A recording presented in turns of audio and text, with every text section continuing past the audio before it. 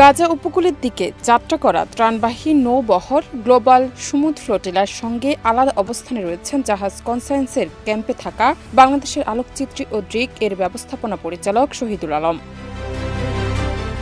৩ October দুপুরে ফেসবুকে দেওয়া লাইভ ভিডিও বার্তায় তিনি কথা জানান। তার ভিডিও বার্তাটি পোস্ট করার কিছুক্ষণ পরই ইসরায়েলি বাহিনী সমুদ্র ফ্লোটিলার সর্বশেষ একটি জাহাজ আটক করেছে বলে জানানো হয়। ৩ অক্টোবর দুপুরে ফেসবুকে প্রকাশিত এক ভিডিও বার্তায় শহীদুল আলম জানান, তারা এখন ফিলিস্তিনি টাইম জোনে অবস্থান করছেন।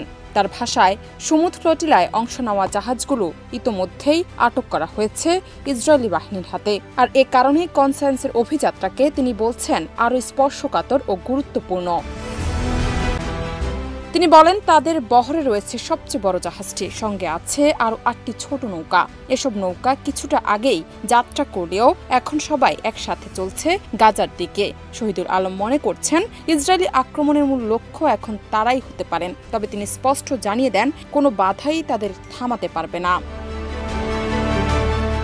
ভিডিও বার্তায় তিনি জানান, এই অভিযানে রয়েছে ৯৬ জনের একটি আন্তর্জাতিক দল, যার মধ্যে ৮২ জনই সাংবাদিক ও চিকিৎসক। জানাত নিপু, দেশ রূপান্তর।